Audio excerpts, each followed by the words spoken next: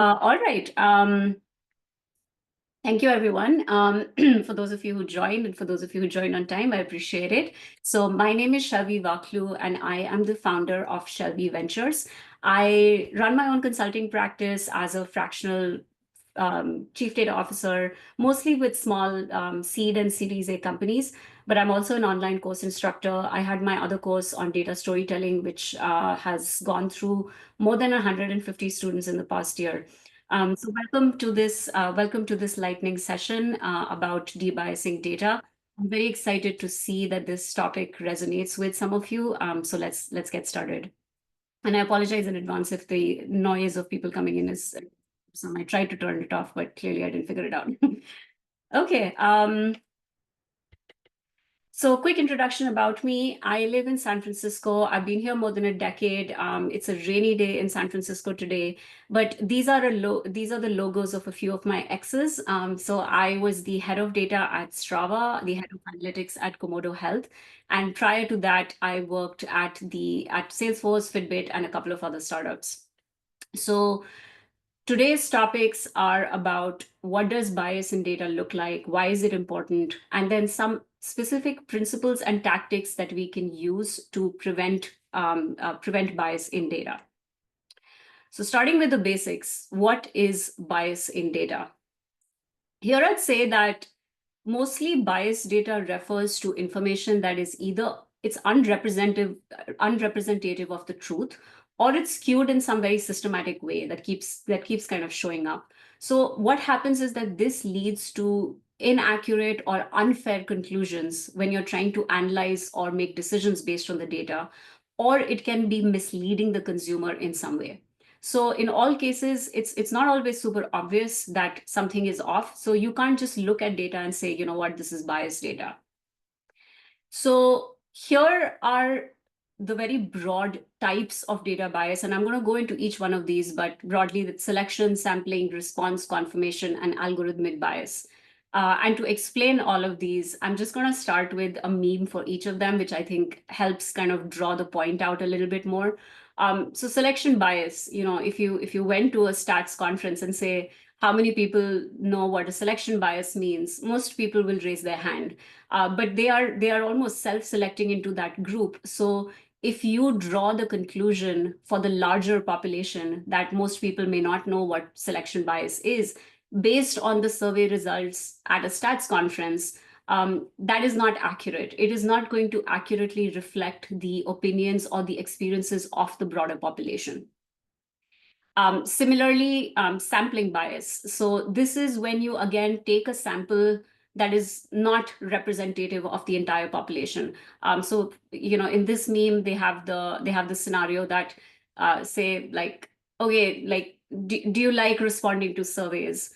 So obviously, the people who will respond to the surveys are the people who like responding to surveys. The people who don't like responding to surveys are most likely not going to bother responding. So it's almost your chosen sample itself is either overrepresenting or underrepresenting certain groups, and it is thereby distorting from the conclusions drawn from the data itself. Another type of bias is the response bias. So this is, again, something where however you have sought your data, however you have asked your question, in some ways, people are motivated to even if it's anonymous, but people are almost motivated to give the socially desirable response. Nobody wants to. So a very common situation is when you go to a doctor, they ask how many times you exercise a week. People don't want to admit that they barely ever exercise, so they will say like, oh, at least once a week, at least twice a week, or something like that. And because they're almost embarrassed about saying that they don't remember the last time they exercised. And then there is the confirmation bias, which is almost when somebody who's doing the analysis or is the researcher, they are looking to confirm their preconceived notions. So they want to disregard any contradictory evidence, and so they may choose data to fit their theories rather than creating theories based on the data. And the fifth type of bias that is very common is algorithmic. So in this meme, it kind of shows that you want to get some data, you say that source is wrong, the other source is also wrong, and so averaging out those two sources is still going to be wrong. The average of two wrong sources is still incorrect. So this is one example, but algorithmic bias can be anything from the bias that's embedded in the design of the information gathering itself, the training data, or maybe even the decision-making process in the algorithm. So if any of these pieces are biased, that bias just sort of permeates throughout the entire logic, throughout the entire algorithmic process, and you are almost baking bias into your data. So it's very different. So with that, I think once we sort of understand the types of data bias that exists, hopefully you can start to get a sense of why it's so important to address it, and then we'll move on to how we can address it. So this, again, I'll start with the high level view and then zoom into the individual pieces. But mostly we are trying to address bias in data because we care about fairness, accuracy, trust, better decisions, ethical and legal concerns, and finally, innovation. So each of these very quickly, just a little bit of a double click into them. So when you have bias in your data, that is inherently, it almost allows unfairness and discrimination to perpetuate. So when you have an unequal treatment of opportunities, maybe it's for certain individuals, maybe it is exacerbating existing social disparities. When you address bias, you are basically trying to make sure that that doesn't happen. You're trying to make sure that decisions are taken in a fair manner. They're not including protected factors such as race, gender, or other attributes, and you're trying to ensure equality in access even to products and services. Accuracy and reliability, like ultimately, most of us who choose to work in data, we chose to work in it because we care about the truth. We care about, our models being accurate and reliable, and same thing with our sort of predictions and analyses. So when you have biased data, sometimes you can perceive a little bit of a distortion, that the result is a little misleading. Maybe it leads to some incorrect conclusion.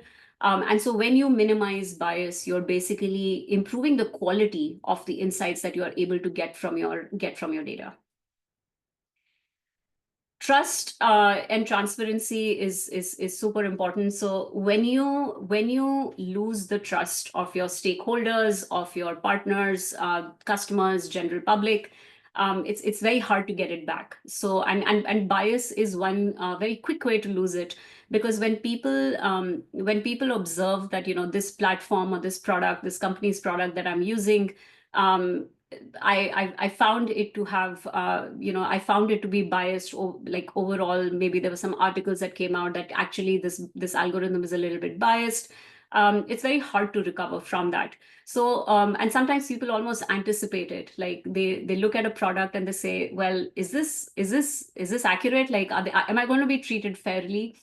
So when people have more transparency baked into their algorithms, when they say like, okay, we use an algorithm to make a decision, but here's how the algorithm works, it inspires that positive relationship that you can have with your consumers, that you can have with sort of general people who are interacting with your products. And another really important piece is sort of ethical and legal considerations.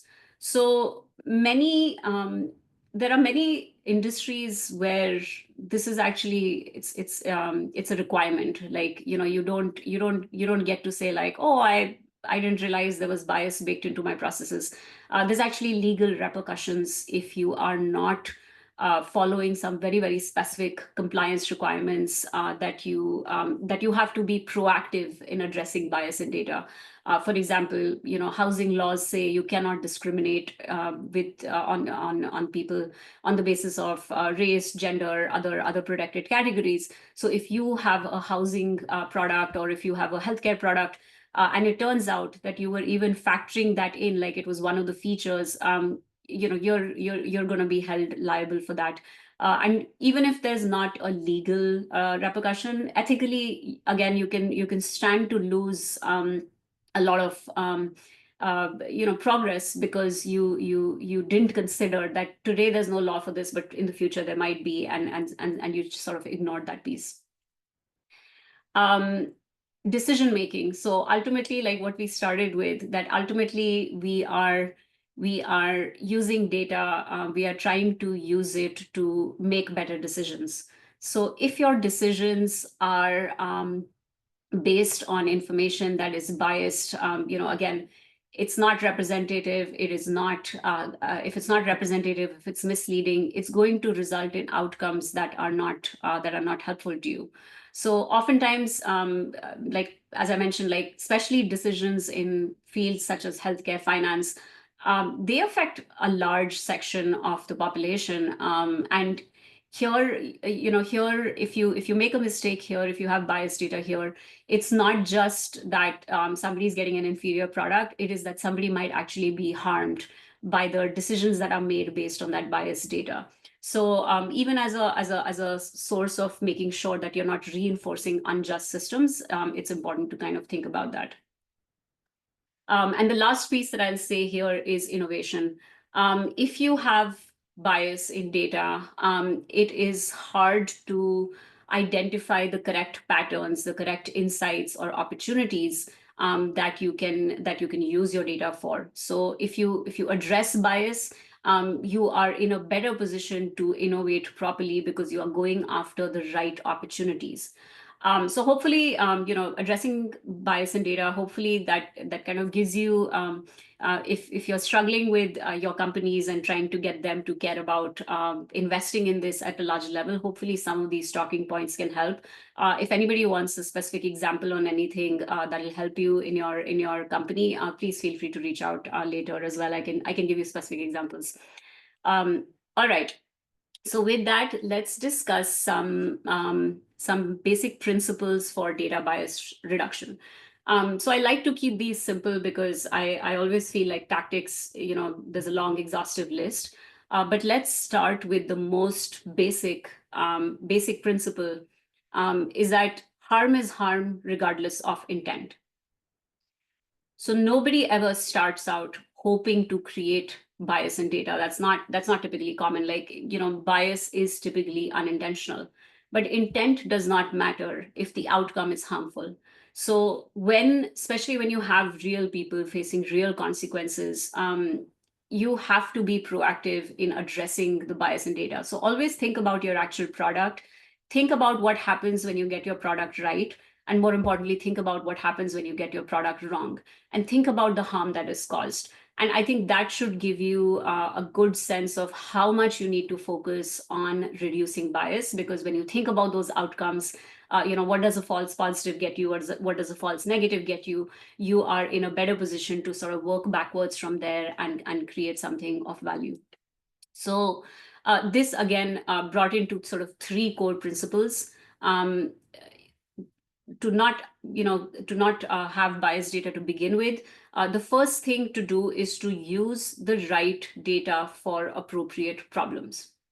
So it can be very tempting that you have a use case and you say, I'm just going to use the data set that's available. But more likely than not, if it is not a data set you created, if it is not a data set you are familiar with it, then you have less insight into how it was gathered and if it is even appropriate for your use case. So instead of just going with the data set at hand, if it doesn't exist, just go create one. Like go and do the work in creating the right data set. But even if a prior data set exists, sometimes it can just have a blind spot to the problem that you are trying to solve today, because it wasn't intended for that particular use case. The second core principle is having integrity in data collection methods.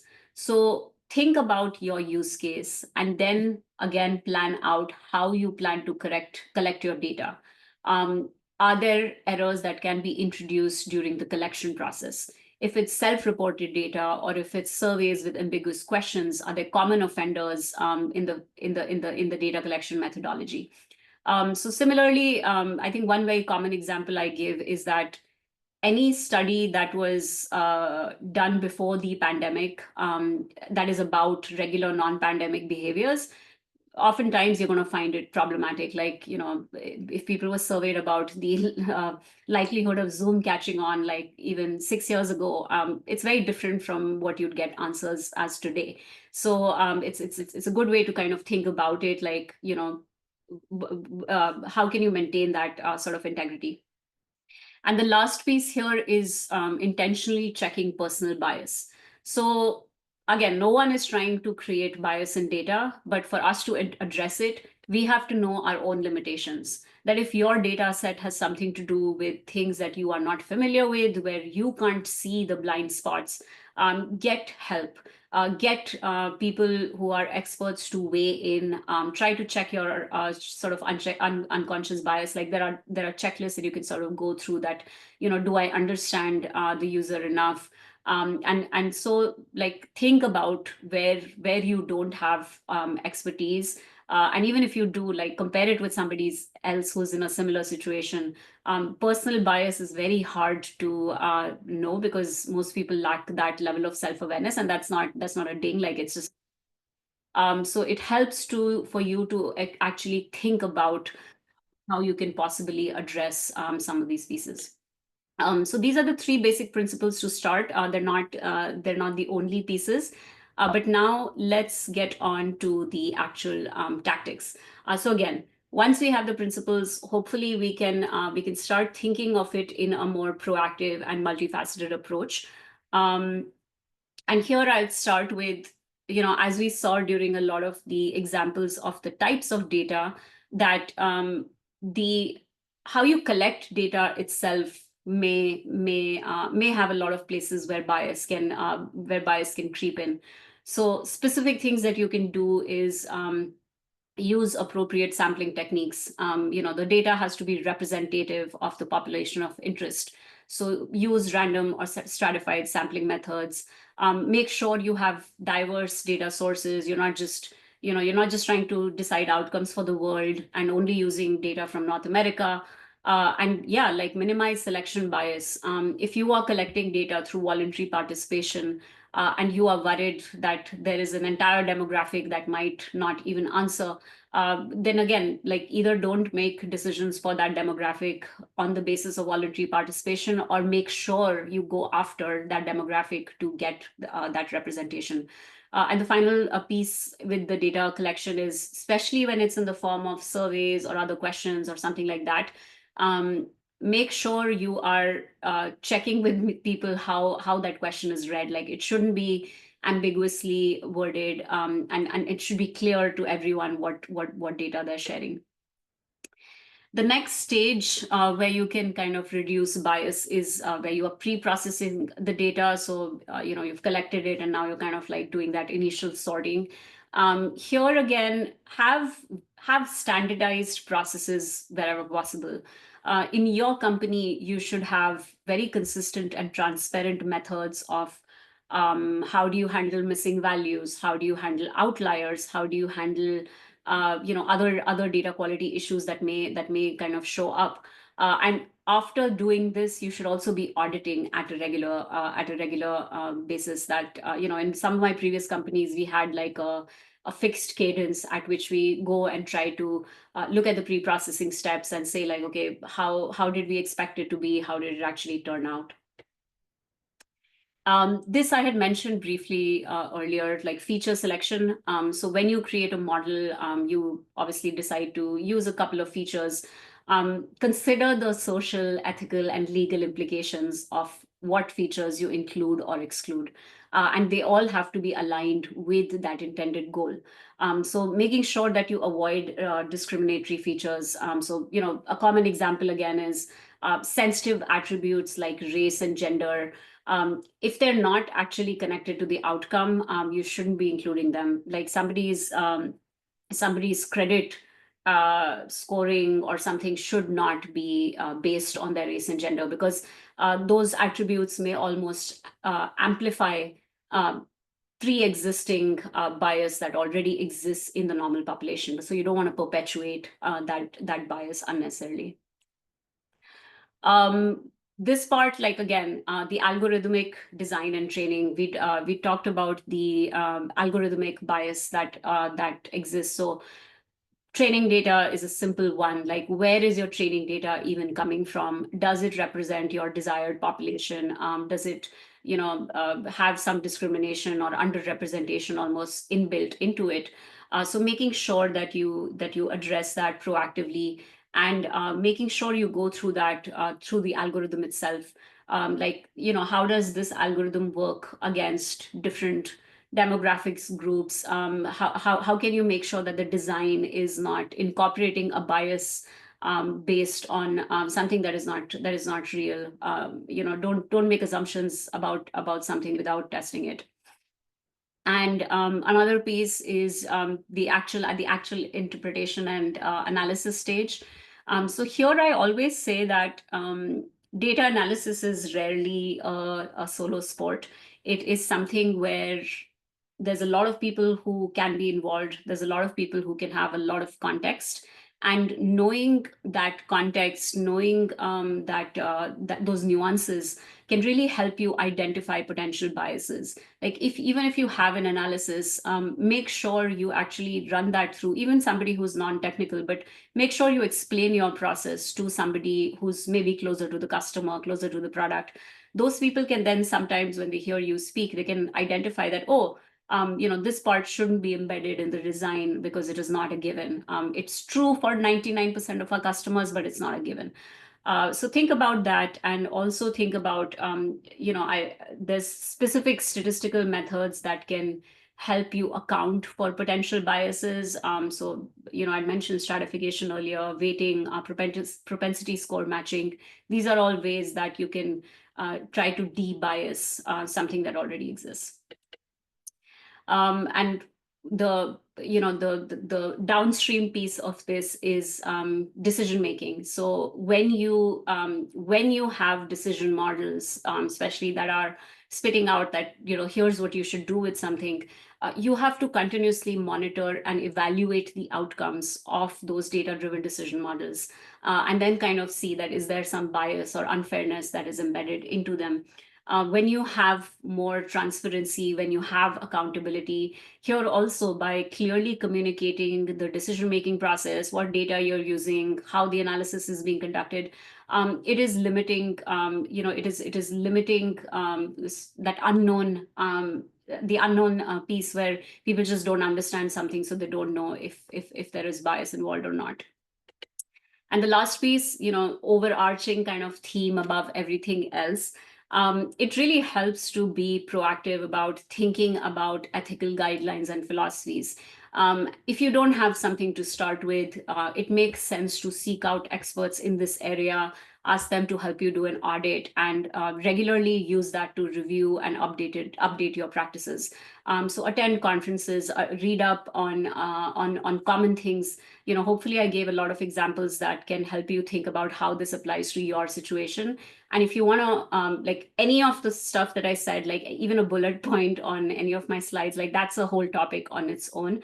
So when you start identifying things that are more of a problem in your space, it helps to just go out and specifically seek information for those pieces.